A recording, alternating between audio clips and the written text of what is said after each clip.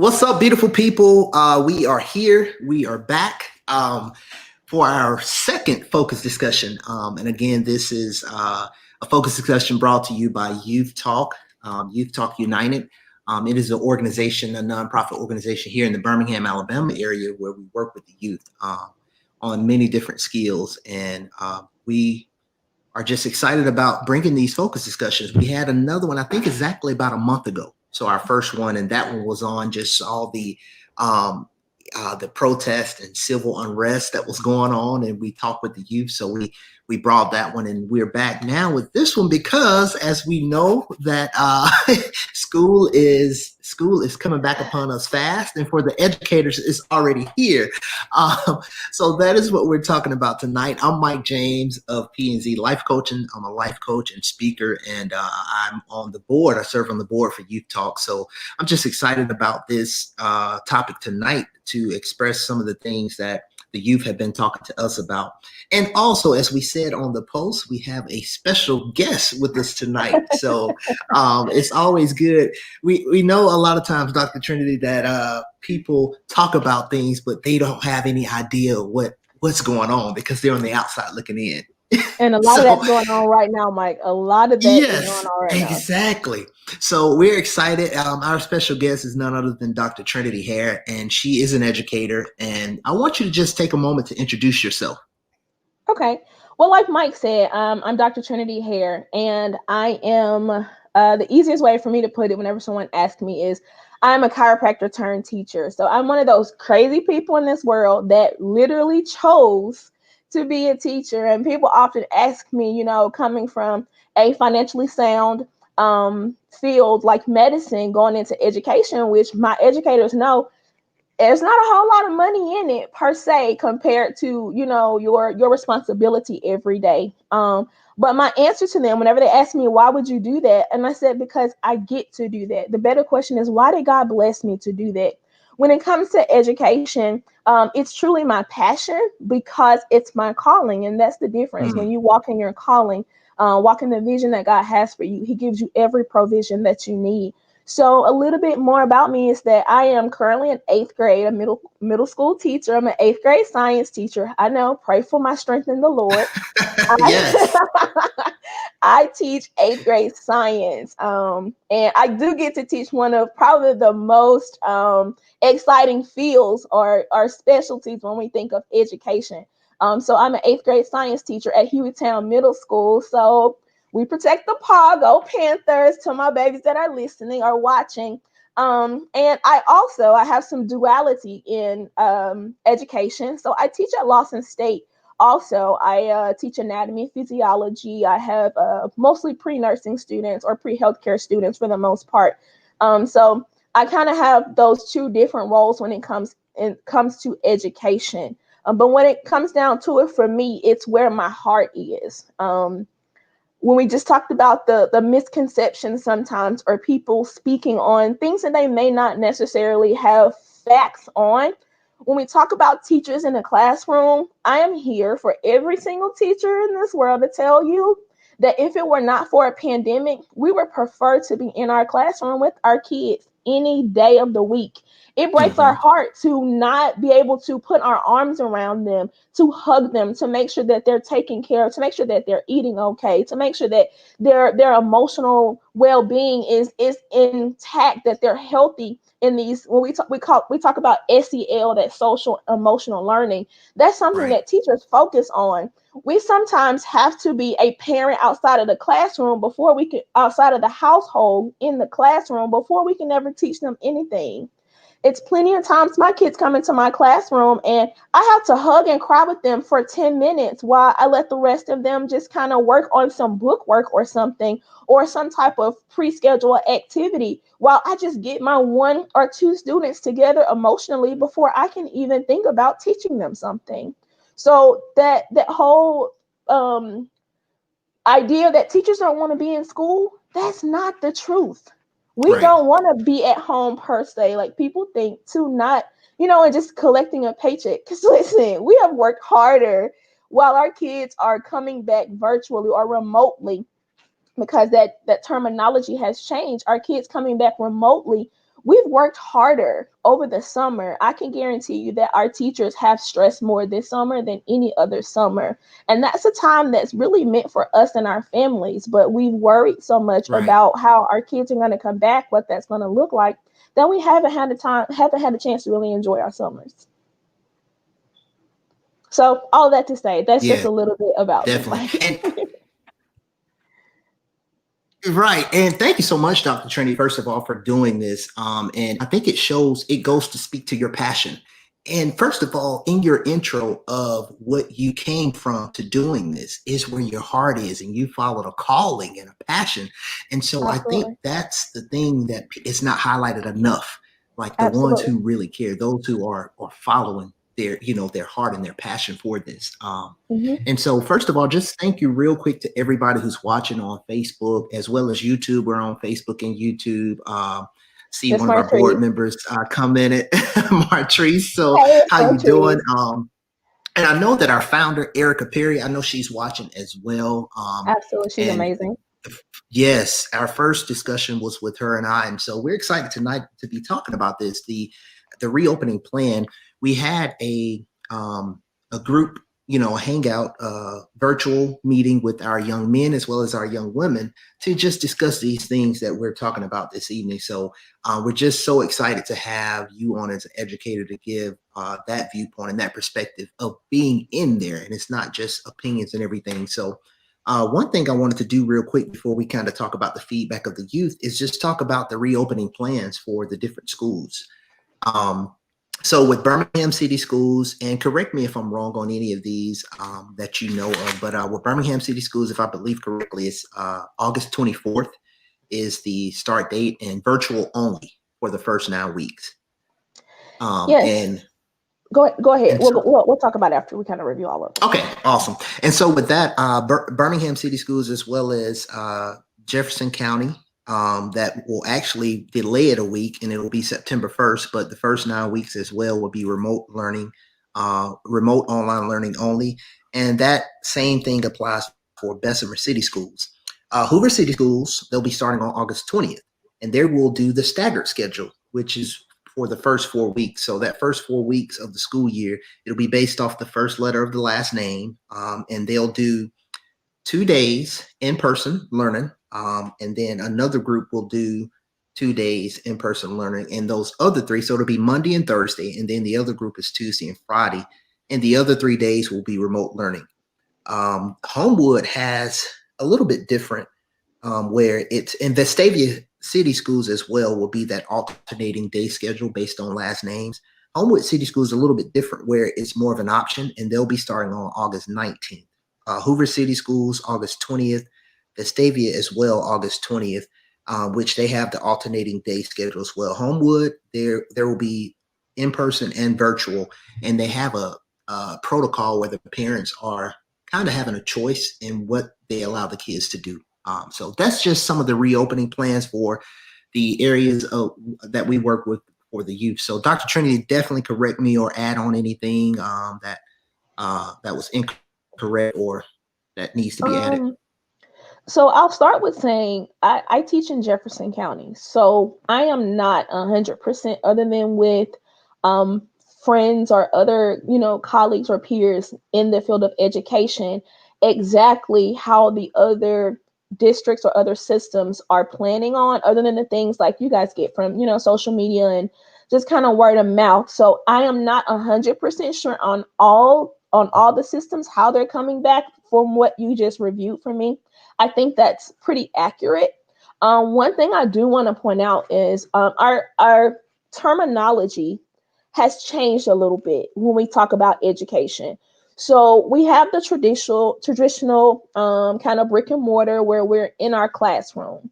Okay, that's one option. That's an option that's, I would almost say, obsolete at this point in some nature. Um, and then there's blended. So blended is kind of what you talked about with Hoover and some of the systems that are allowing the children to do those staggered days. So they'll come to school on some days and then they have the remote learning on the other days. And then we'll talk about the difference between remote and virtual in just a second. But so we see that whole staggered idea. That's more of what we would consider blended. Now, again, I'm using terminology that we use in Jefferson County. I'm pretty sure that Birmingham City kind of uses this same terminology too, as well as Hoover City, only because I just spoke with a parent that has a student in the Hoover system, and I'm pretty comfortable saying that. So if I'm wrong, somebody, drop some knowledge for us. I'm always willing to learn. That makes you Definitely. a great teacher, is that you're a student at all times.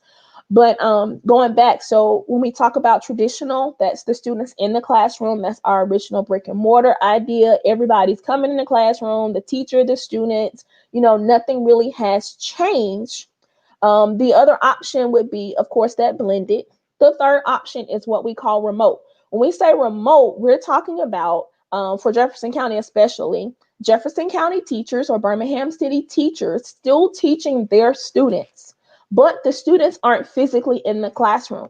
The students are at home. They're connecting with their teacher through some type of learning management system, and they're doing they're still learning, but the teachers at the same time the teacher's still teaching, but they're not physically in the classroom. We consider that to be remote learning.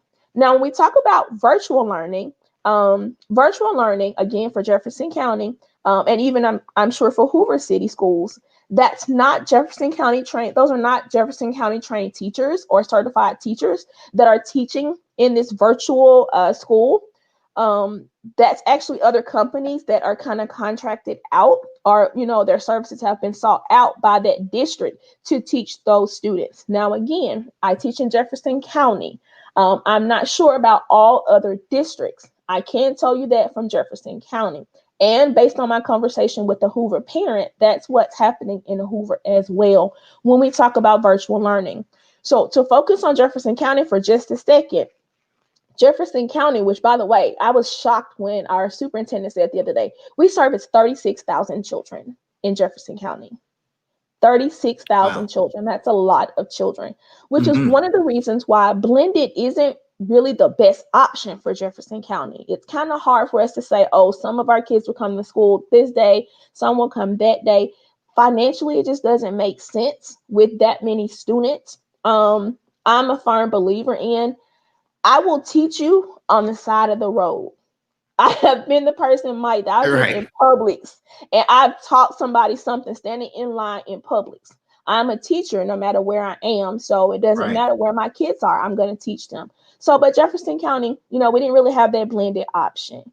So that's one thing I want to point out, is that terminology has changed. When we talk about traditional, that's one thing. We talk about blended, that's another thing. Remote, and then virtual, because virtual is not a Jefferson County certified teacher, a Hoover City teacher. That's a company outside of our normal contracted teachers or employees that will be servicing those students. And Dr. Trinity, let me just say thank you, because again, that's one of the things, like you said, and that's why it's important to get details from someone who knows, because I didn't know that distinction, even with Yes, the virtual and yes, that being, someone else teaching. So that, that even, I guess that adds more layers to it, yeah, that uh-huh, understanding and that difference for sure. uh-huh, Because now it's not, I'm used to Dr. Trinity, that's my teacher. Oh, wait, absolutely. this virtual is something totally different. So it Absolutely. And let definitely me adds tell you, another layer. as a teacher, we're freaking out. Like, what do you mean somebody else got to teach my kids? No, no, bring Yeah, me my children right. back. No, no, no, no. I don't Yeah, want that. I don't my think that. kids. Right? My kids. I took all this time Yeah, with them. But wow. the thing is, with virtual learning, going outside of your Jeffco or your Hoover City teachers or what have you, to that virtual platform or to that virtual school per se, still gives those students the opportunity that they can participate in athletics with their local district schools. So that's Hmm. one of the plus that we see.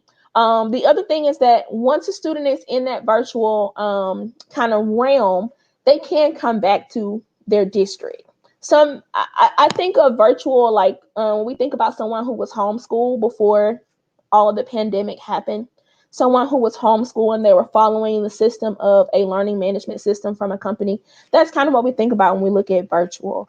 Right. But the student can always come back over. So a lot of the schools are actually doing, I have to be careful not to use my medical terminology and say a re-exam, but we kind of Right. do like an exam of re-eval, I should say, of how our students are performing and what's going on, and Okay. mostly what condition is the world in. What safety issues are we still facing?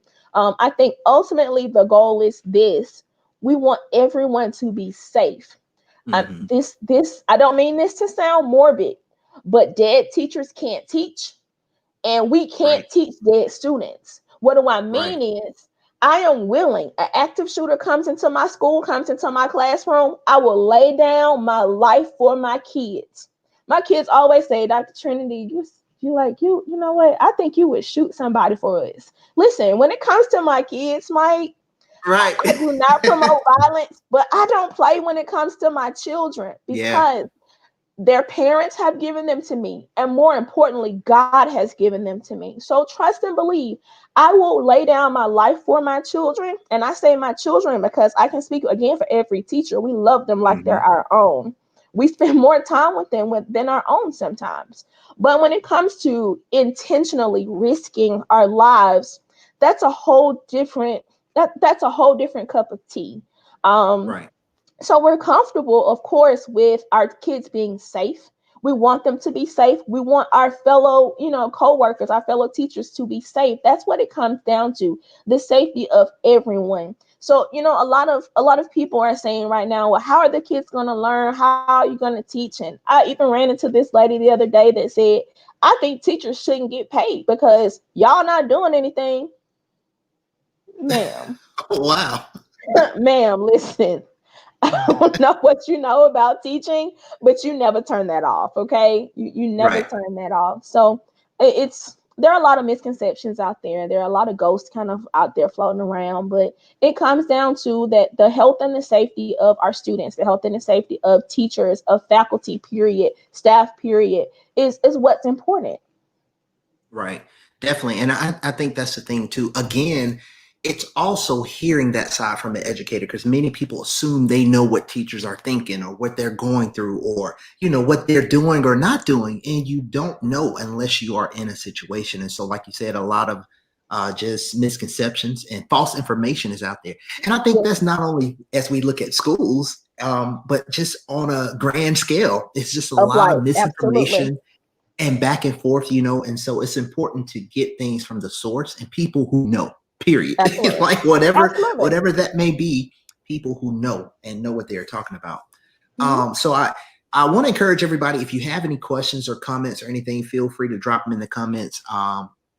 We'll see it pop up here in the studio. So just interact and let us know while we're here. I want to kind of turn the page now, Dr. Trinity, and kind of go into some of the feedback that we were getting from our youth.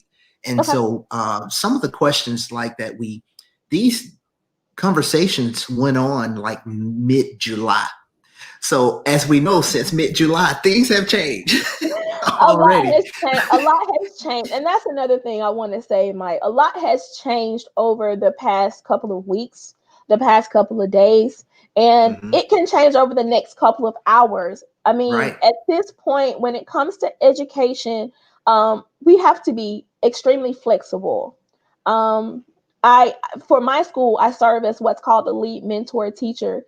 And that means that I'm, there to kind of service my new teachers coming in. And what I found in that role is that we've had to shift things and insert that we're things that we're kind of used to being a certain way. We've had to shift them completely. Even sitting in like leadership meetings for again my school, we've had to shift Hmm. even for teachers how we learn.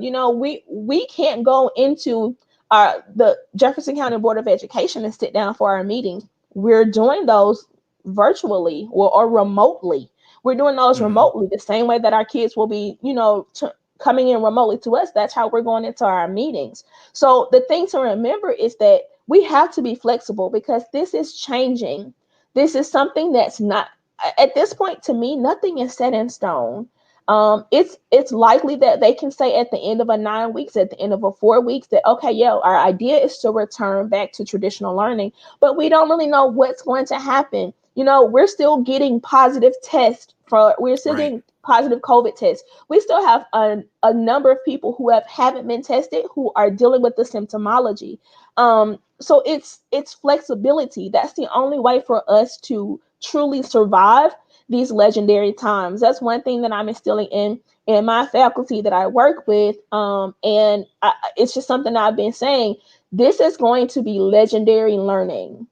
This first Hmm. idea of remote, blended, virtual, however you say it, this is going to be legendary learning. Because if we can come out of this successful, meaning that our students have mastered the standards that we've set before them, that's legendary teaching and learning.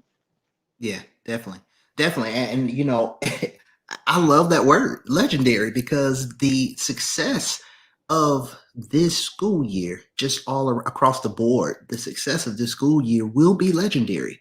And, Absolutely. starting a certain way and at some point going back to traditional learning, that is a lot of changes. Hmm. And the ball keeps rolling. So Hmm. for the educators, for the parents and students, it's three different aspects, but it keeps going. It's no pause. Like, okay, let's stop, regroup. No, the year is coming at us. We don't So have once we time. start, we're in it. Right? We Yeah. don't have time. It's literally okay. So Exactly. we think that this is going to work. Okay, let us learn this really quickly, and then we'll worry about mastering it as we practice it. Oh well, no, we're going to Hmm. change this a little bit. So let's try this too. Okay, so we'll put that on the back burner, and we'll do this right now. So when it comes to the stability of the teacher, I'm going to say this, and I don't think I'm wrong in saying this on the behalf of the teachers.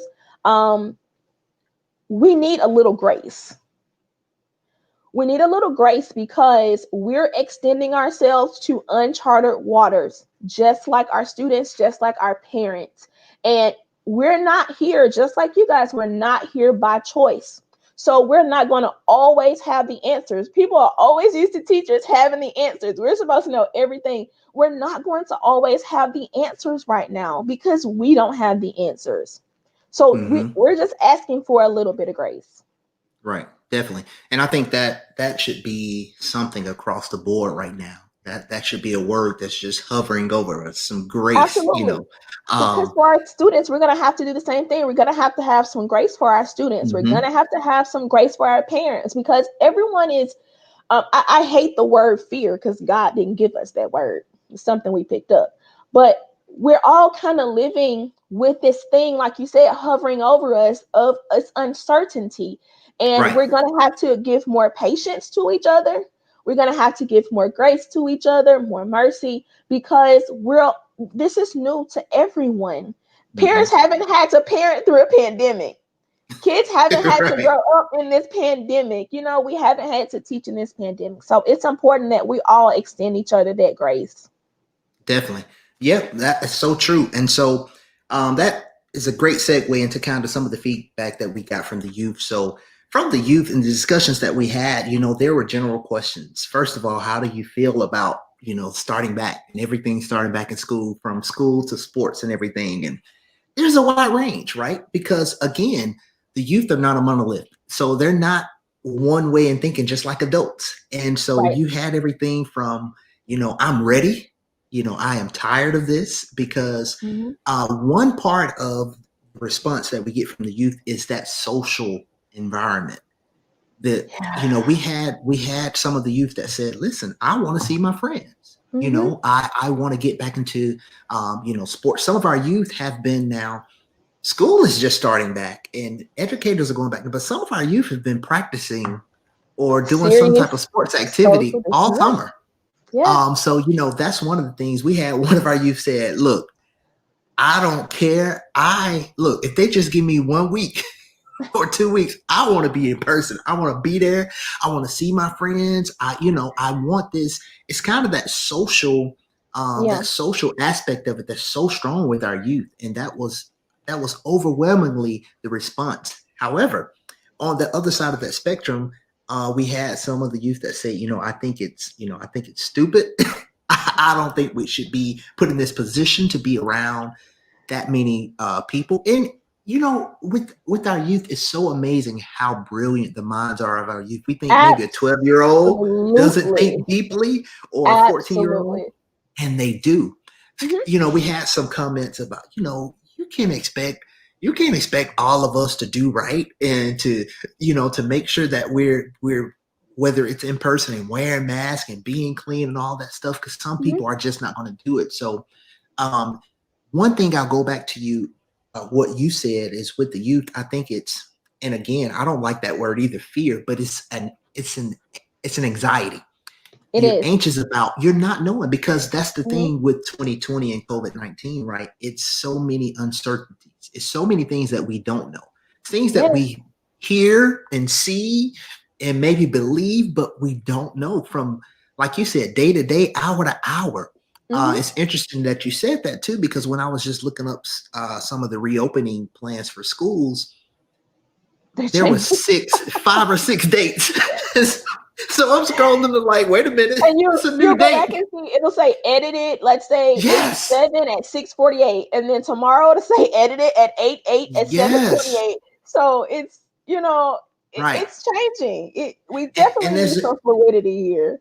yes, and there's a dynamic of that too, where I think too, you're looking at with sports starting back now, and you're seeing these stories come out so much to where now the schools are just saying, okay, now we don't want our youth to go through the same thing that adults are going through with sports. So Yeah. it, like you say, it can change so many so So fast or so rapidly. so my And if we could for one yeah, go second ahead. talk about so when it comes to the kids and they want that social interaction, what we have to remember about children is, I know as much as we think that their brain is completely developed, it's not. It's Okay. not. So it's not, they're still developing. Sometimes I feel like there are adults whose brains are still developing, that my children, they have developed in higher places. Because Right. I say that because one, like just the anatomy teacher in me, I think about how the brain develops. But two, I say that because our children need that social interaction as a part of that brain development. Why? Because that lack of social interaction can slightly lead them to they become so accustomed to being alone that they become okay with being Mm, alone. And that's not a great feature when it comes to a kid and their brain is still developing. There's right. one thing that I recently started working on my master's. I tell everybody I know I did it different. I did it a little backwards, but my doctorate is in medicine, and so my master's now I'm gaining it at UAB is in education. So one thing that we talked about recently is trauma informed teaching. Mm, I brought that up because this lack of social interaction can be traumatic for our students. I know we think that, oh, it's just them going to play with their little friends. But as a teacher, you don't see, as someone who's not a teacher, you don't see when the kids come in the classroom. And I've had a kid who has lost a parent. I've had a kid who has lost a dog. I have a kid who's worried about their grandmother, their parents getting a divorce. I've had kids who deal with this stuff. Their friends come in the classroom with them and they mope in, but I see them in 10 minutes or less smiling. To me, that is a social and emotional victory. So that interaction, they're not just wanting that interaction to say, "Oh, I want to see what my friends are doing." They want that interaction because they want people who look like them, who sound like them, who think like them, to have an open communication with them, to maybe get some stuff off their chest. Because there are things that we want them to talk about to us as adults that they're not going to talk about to us as an adult. So that's something we have to right. remember, that can become a traumatic event. And let's just talk about the elephant in the room. This pandemic is a traumatic event when it comes to our kids. Definitely. It is. Yes. And so, with trauma informed teaching, it's the idea of identifying and acknowledging that our kids have gone through these multiple months of not seeing each other, not talking to each other. And if they did, they had to sneak and do it. And Hmm. and behind that, there was fear. Now, you got to think about this. I'm fearful because I snuck out of the house to meet my friends, and we've been around each other. And I know that by law it's wrong. According to my parents, it's wrong. Now that's two Mm-hmm. things I have to worry about getting in trouble for. It used to be I just had to worry about getting in trouble sneaking out of the house. You're not supposed to do that. If I catch y'all sneaking out of the house, y'all gonna see me. But now they have to worry about when they sneak out of the house. I'm also gonna get in trouble because I've been around people. I've been around my Right. friends. That social interaction between our children, that's important. That's building them. They're learning from each other. I know a lot of parents don't like to think about kids on TikTok, but let me tell you something. My students, my kids have taught me so much stuff that they've learned off of TikTok. When everything was Yeah. going on with social injustice, we were dealing with all this stuff. It was really, really hot right after George Floyd's death. My kids and Mm-hmm. I hang out on Google Hangout. They were sending me screenshots of all the stuff that I didn't know. Guess where they were getting it from? TikTok. Yeah. And it And was look, real I'm life right news. with them there because I learned some stuff, Yeah, it's real and life that's news. true. Right. Yeah. So that Yeah. social interaction is it's necessary. And I know that sometimes I hear my parents say, if you need to put them in a certain part of the room so they don't talk to anybody, do that. No, I need them to talk to people because there's a Mm-hmm. such thing that we practice in education called collaborative learning. And Right. collaborative learning could possibly be them just sitting in the corner having a conversation about something that I have written on the board, something I said to them, something that they read in their homework, but they're learning, they're bouncing those ideas off of each other. And we Mm-hmm. want that to happen because in this life, in our careers, that's what we're going to do. You're going to sit in boardrooms like we do all the time. You're going to sit in Right. boardrooms and you're going to have to collaborate with people. And that comes from social interaction. Definitely. And yeah, and that's so true. And that's the thing with the youth. It's one of those things. I know this is going on, but I know a lot of the youth, even with sports, they're uncomfortable Yeah. because again, they're uncertain. They don't know how safe it is, and Hmm. how the transition is going to be. But at the same time, they want to be involved. They want They to have do. that activity, and like you say, that social connection. Um, and so one of the things too, what we did was we were talking to the youth about kind of, what would you say to the adults? And again, it's along the same lines Mhm. of, you had multiple ends of that spectrum where there were some of the youth that said is, I think it's ridiculous that we have to be an experiment. And again, some of these comments are from some of the younger, 12, 13, where they're thinking on this level. It's like, Mhm. it's ridiculous that we have to be that experiment or that things are not, you know, uh, that is not sure. And some of the thing too is so many different ways that each school um, are approaching They're this. handling it. Each Yeah. school Mhm. systems are approaching this. So, some of the youth are unsure even, about the communication that their parents are getting. They're not getting much, The you parents know? are unsure, and Hmm. like let's just be honest. Some of the communication that the parents are getting, like I had this one lady. She said to me, she's like, I don't understand this email that they sent to me. I don't know what any of this stuff means. And she wasn't in my district. She wasn't in a Jefferson County school. Her child wasn't. But I said to her, if you want me to help you kind of sift through this email, I will to kind of help you figure it out. But I'm sure that there are more parents that are in that position than parents who are comfortable and knowledgeable of what's going on. Now, that's the one thing Hmm. I have to admit. I admire about my superintendent, and I'm not trying to be biased at all. But when it comes to that open communication, I'm a person that I need facts. I need it explained to me because I'm analytical. I think according to methods. I'm a science teacher. That's just how I'm designed. But I need someone who's going to be open, who's going to give me options. And if you don't give me options, I need you to give me facts at least. That's the one Right. thing that Dr. Gosselin has done when it comes to Jefferson County. He has given us the facts. He has not left us out in the dark. That's my personal opinion. Not Hmm. everyone is entitled to that. He has not left us out in the dark. He has not once shown that he was not concerned about our students and about our faculty. He has not done that. And I appreciate that. Yeah. I've watched other states, I've watched other news briefings where the superintendents are just like, this is what's going to happen. Like in Georgia, let's be honest. In Georgia, now they've had to close how many schools in Georgia because they opened the doors and not even considering forcing the kids to wear masks. That wasn't a requirement for them. And the superintendent did all that he could to not fight the mayor of Atlanta because she was not comfortable with his decision. So I think that lack of communication just builds that anxiety that we talked about even more. And even when there is communication, we need to have communication that's written in lay terms, or at least in a way that everyone can understand. Not everybody's a teacher. Not everybody's a superintendent, a principal. Listen, some people, it's a struggle. We need to just be honest, and we need to keep it plain and simple. That's it. To the point where if my kids read it, they can understand it.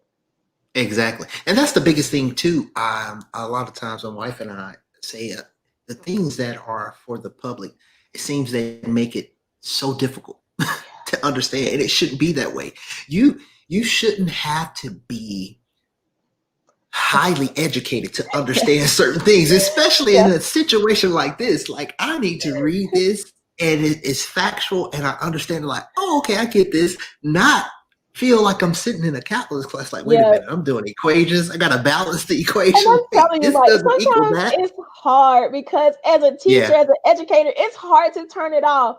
Listen, my better half always says, like, at home, like, you're not Dr. Trinity. Like, you're just Trinity. It's hard to turn that off, though. So sometimes I think that when they're writing these documents for the public, that we want to make sure that we sound knowledgeable, that, you know, people look at educators and again, they expect us to know everything. They expect us to use correct English all the time.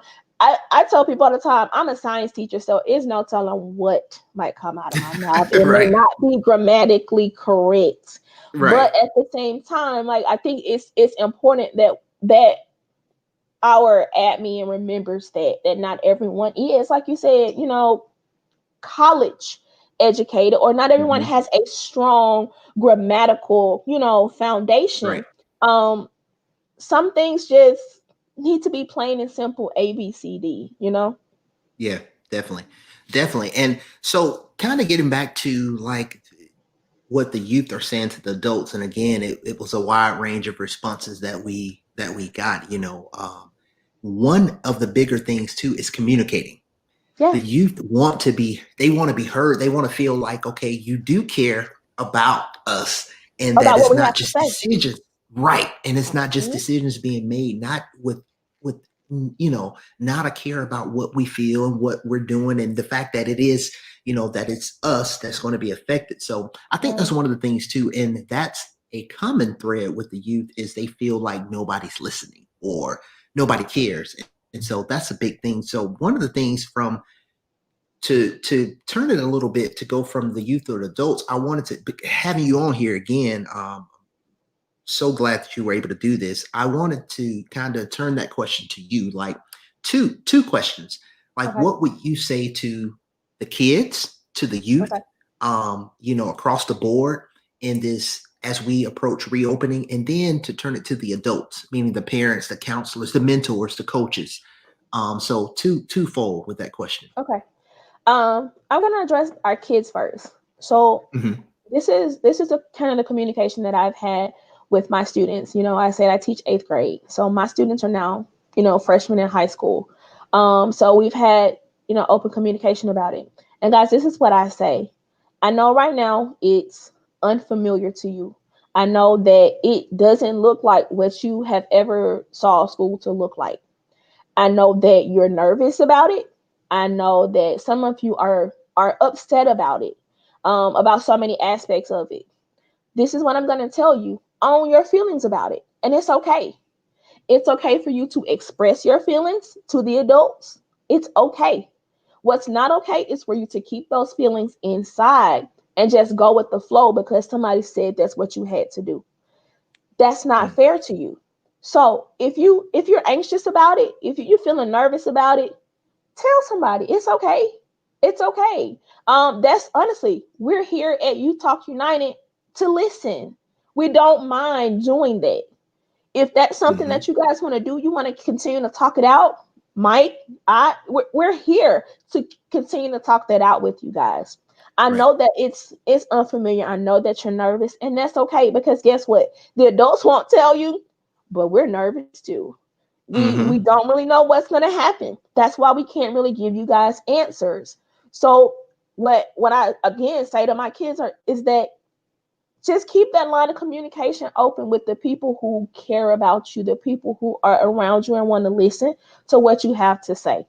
Another thing I said to my students is that this is your time to shine. Those of you guys who are going remote, I'm excited about remote learning. The reason I'm excited about remote learning is because we have this whole new platform that we're using called Schoology. You guys are going to hear about it. I probably dropped the bomb and you don't know about it yet, but here, that's what it is. But we're going to this whole new platform. It's going to be kind of like what you guys are used to with Google Classroom, but it's way better than that. So there's so much interaction. So I said that it's your time to shine because it's going to be technology. You're going to be able to have a device in your hand all day long if you want to. You know, you're going to be listening to your teachers teach. Yes, you are. It's not going to look like what you're used to it looking like, but at the same time, you're still going to see your teacher. Your teacher's still going to see your face and you're going to see his or her face. Make yourself known to your teacher. But at the same time, you're going to have a responsibility here. I don't know if your parents are going to be home to say, hey, you need to get up and log into school. Because just because you're at home, guys, it does not mean that you're not in school. Mm. We're not in the classroom learning, but definitely believe we are learning. Your teachers are going to have a high expectation of you. Your parents are going to have a high expectation of you. But this is the most important part. I want you guys to have a high expectation of yourself. I want you to think about when you get back to school or even at the end of 2020 and 2021 that you can look back and say, y'all remember the year that we started school and we weren't even in the classroom, but I Mm-hmm. still like smashed it. Like I still came in and I did what I needed to do. And because it was so interactive, you know, you're going to enjoy it more. You have to put that expectation and responsibility on yourself. Nope. It's like you guys are getting a preview of college. That's what it is. It's like you're getting Yeah, a preview of that's college true. because nobody's in college to tell you, hey, get up and go to class. It may not be anybody at home to say, hey, you need to get up and go to class. But you know that it's something you have to do because you can't get to that next phase. This is the worst thing that could happen is that you're at home leisurely, like you're on your own time at home right now, and you still, when school starts, won't log in and get your work done. How long have we been at home chilling? Chilling time is over with. It's time Yeah. to go and get it now. It's go time. It's go time. So what I'm going to say to you guys is that you're going to have to be responsible. Okay? You're going to have to put those expectations on yourself. And when your teachers go hard on you, it's because we're going hard for you at the same time. Because this is the proof right here is that if we can do well in this initial start of remote learning, think about it. We set the ground, we set the foundation. So if we can show them that we can continue to do well in this while the world is still healing, that means that maybe it's more likely that we will continue this process until the world gets to a healthy place. You guys Mm-hmm. have the opportunity right now to set a standard, to set a standard of what would it look like if school had to stay this way for another 9 weeks, another 4 weeks. What would it look like? Would our students be lazy and not log in? Would our parents not really care about it? Would our teachers not do what they're supposed to do? I'm a competitive person. I'm a very competitive person. So this is what I say. Like, let's show them what we can do. Let's show them that this is our time to shine. Oh, you took all of the limits off of us. We're not stuck in a classroom. Oh, I can have my phone in my hand and work at the same time. I could be on my laptop, on my tablet. This is your time to shine. You guys are the technology generation. Mm. This is your time. So use your assets. Your assets, meaning those things that work well for you. You guys are all tech savvy. You can teach the adults a whole lot when it comes to technology. I want you to use that for your benefit. Use that for your benefit because I tell my kids, you guys are going to have to help me learn some stuff because there's things that I just don't really know when it comes to technology. So be that person for your teacher. Be that person that kind of sets the standard. I know it's not always, I hate to use the word cool because y'all don't really use the word cool, but Right. it's not really ideal to be the person that's thought of like the teacher's pet. Well, your teacher's gonna need a whole lot of petting right now, guys. Like they're gonna Mm, need a lot of people to help them, and they're gonna want to help you. We're all kind of going through this kind of guinea pig stage together. So just kind of look out for yourself. Look out for your teacher. Look out for your classmates. If you know somebody's supposed to be logged in and you don't see them logged in for a couple of days, shoot them a message on Facebook, Instagram, Snapchat, whatever you need to do. Hey, when you ain't been in school, like where you at? Do hmm that. Be that person. Be that example. Okay? So that's all I have to say. That, you know what? That's awesome. I am going to make sure I share this out because that was like a motivational speech for the youth. That is awesome. I'm sitting here listening like you better speak to the because that all of the way you put that, and that's something I've been encouraging the youth that I work with coaching and my mentees is like, listen, this is time exactly what you said. This is your time to shine. Yeah. Because here's the thing, now you're getting a lot of that independence that you want. And when you said that they're getting that firsthand look into college, For that's what I college. was thinking about. Yes. It's like, man, y'all Absolutely. are about to be college students. Because I remember Absolutely. that's it. You don't have anybody waking up and telling or making sure. Because who's to say that your parent is going to, if they're working from home or working, who's to say that they're going to be there at the time to make sure that you're up and logged Mm-hmm. into, Mm-hmm. your learning portal, whatever it is for that day. And Mm-hmm. so, oh, that was good. I'm going to make sure I share this on every platform. That was so good. So for the youth, I hope that the youth will definitely pay attention to that now. Transitioning now to uh, the adults, and you can break it down however you want to, like the parents for sure, but also to the parent, the teachers and the mentors and coaches and educate anybody who's working with the youth. So, what would be that thing that you would speak to them? The first thing I'm going to say is let's not forget that they're children. Okay. Let's not forget that. Although we're going to place a lot of responsibility on them, we're going to place a lot of expectations on them. That means we're going to have to turn around and place those same and higher expectations on ourselves. So let's not forget that they are still children. As much freedom as this is going to give them, they're not confined to a classroom for 50 or 90 minutes or whatever. We're still going to have to be the ones to kind of set that standard. As teachers, we set expectations in our classroom. One thing that I'm going to be diligent about is extending those expectations to my parents. My parents have their own set of expectations that are available to them. Um, if your child is in a remote situation, a remote learning type of environment, either way, get to know your kids' teachers. Okay, just because we're not in our physical classroom with your kids, that does not depreciate our love for them. That does not depreciate how we value them. They're still, like my principal says, they're still our buttercups, and we still love them. So reach out to us. It's not okay for you to be uncertain and to have questions and not ask them.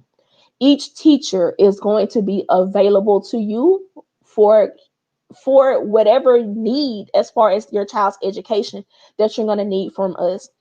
At the same time, because we're going to see a lot of parents who are really unsure, parents who see something new coming in with their kids, on this whole new platform, we're going to again need a little bit of grace.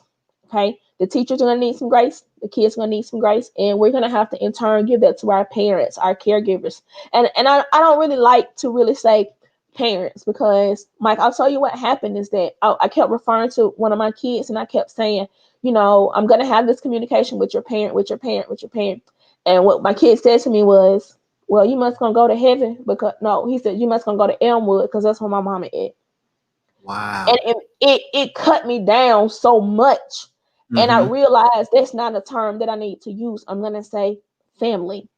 So we're Mm-hmm. going to keep the family communication line open.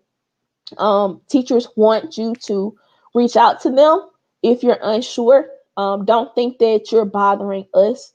At the same time, don't think that we're bothering you, and that we want all of these changes to happen. So what I'm going to say is that this is a time for us to become a unit.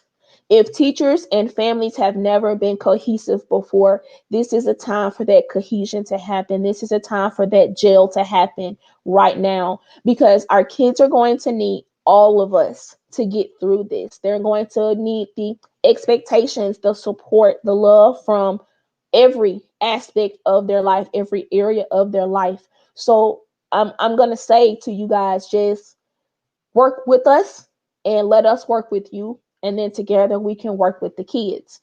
Now, a lot of parents are unsure, what should I do? I've had that question. What should I do? Should I let them go back to school, blended? Should I keep them at home remote? Should I keep them at home virtual? Like, what should I do? I'm gonna give you my honest opinion. Pray about it. Pray about it. That's the best thing that I can tell you to do. I'm probably gonna get in trouble for what I'm about to say.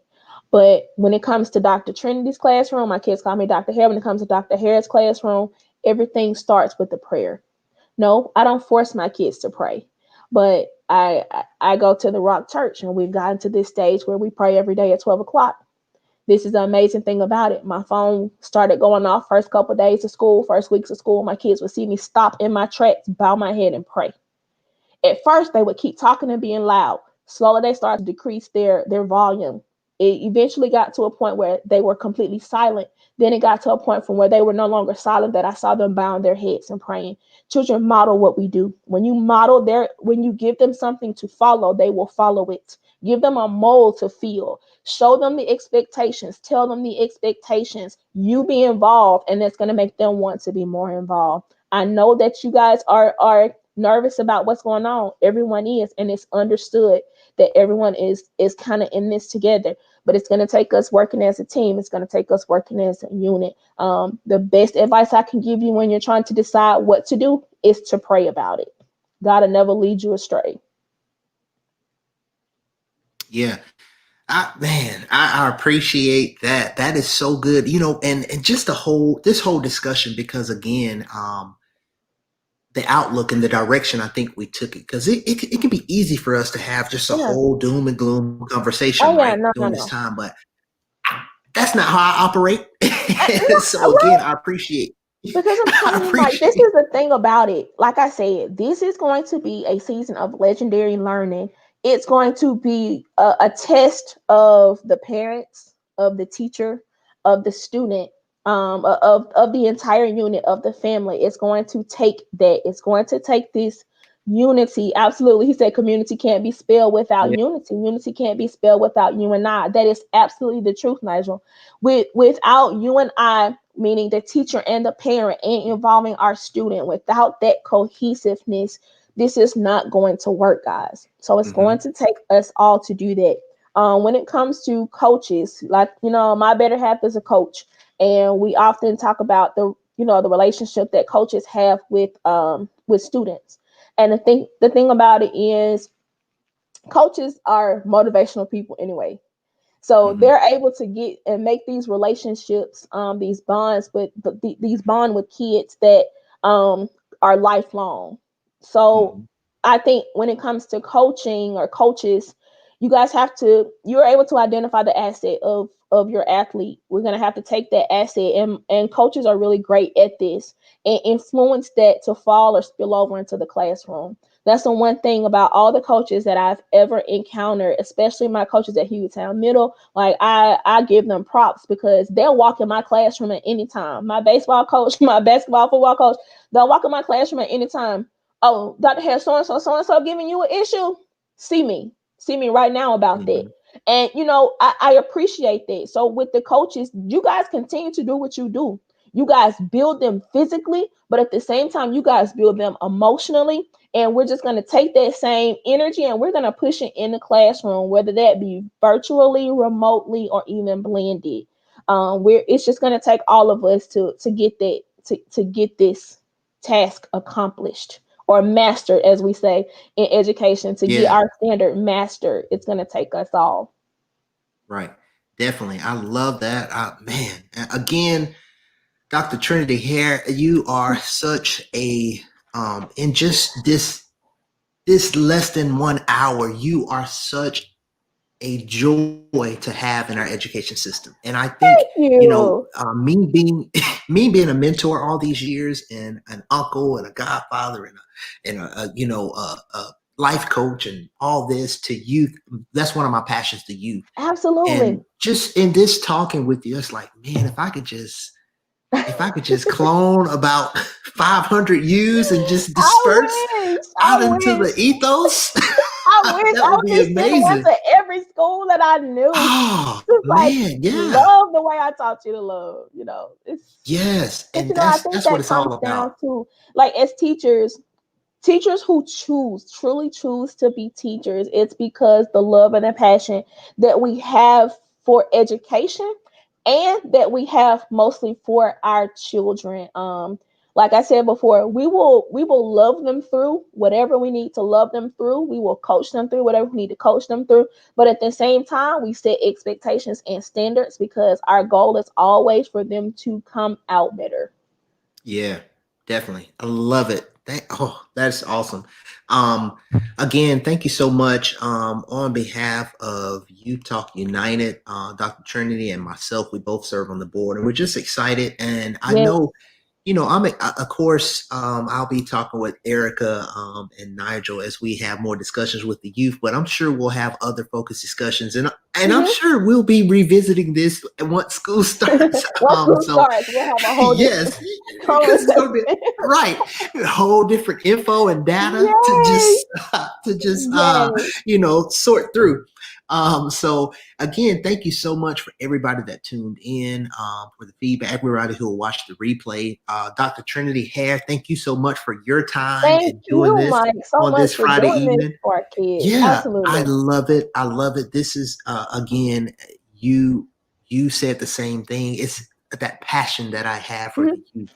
It's been one of the Absolutely. things since when I started my business. Like, okay, how am I going to be able to incorporate the youth into what I do? Because that was it. Thank you so much for everybody who watched and tuned in, that'll watch the replay. Dr. Trinity, do you have anything else? Any parting words for the people? I just kind of want to shout out Youth Talk United. Yes. Erica and Martrice and some of the other board members. We have a group at Hewitttown Middle School that we service them twice a month, and it's gonna be a little weird not being able to get that to them, and my girls absolutely love it. We at that point we were just servicing girls at Hewitttown Middle School, but my girls absolutely loved it, and I am so grateful for what we're able to get into our school systems to do with Youth Talk United. I am already so excited about what I know that's coming. Like I just feel like it's gonna Yeah. be so great. Um, Even like I said, with everything going digitally right now or remotely, that we're going to be able to extend ourselves even more. We're going to be able to interject ourselves even more into the lives of our youth, and I'm super excited. I am honored to be a part of not just this organization, but on this board because there are brilliant minds and there are great hearts in this Right. organization and on this board. So I am grateful to our founder, Erica Perry. She's amazing, Yes. absolutely amazing, and we don't even have to speak the name Martrice Bell because she's absolutely amazing. I saw Nigel on. Thank you, Nigel, so much. He is a brilliant, brilliant asset to our organization. So I just want to thank you for this opportunity and thank everybody for what you guys do for the youth. Yes. It's a great opportunity Definitely. for us. Definitely. And just, piggybacking off of that, for any adults out there in the professional world or people who have a passion for the youth, Mhm. we are always looking for just some driven people to join the board. So you can definitely you can go to the website to learn more about the organization, but you could reach out to myself, to Dr. Trinity, to Nigel, Absolutely. to Martrice, to Erica Perry, Any of and us. yes, definitely, because we are always looking to expand and to do more stuff. As you know, in any organization, any working organization, um, you have to have that growth. that continuous growth. And there's going to be turnover and everything like that, but we are always looking to add more people to this thing that we're so passionate about. So Absolutely. again, please feel free to reach out to anyone for more information on how you could be a part of this great organization. And we'll definitely be back again, Dr. We Trinity. will. Continue to will. enjoy your evening and have You a do great the weekend. same. Mike Thank you James, you so do the same. much. All right. Have a good one. Y'all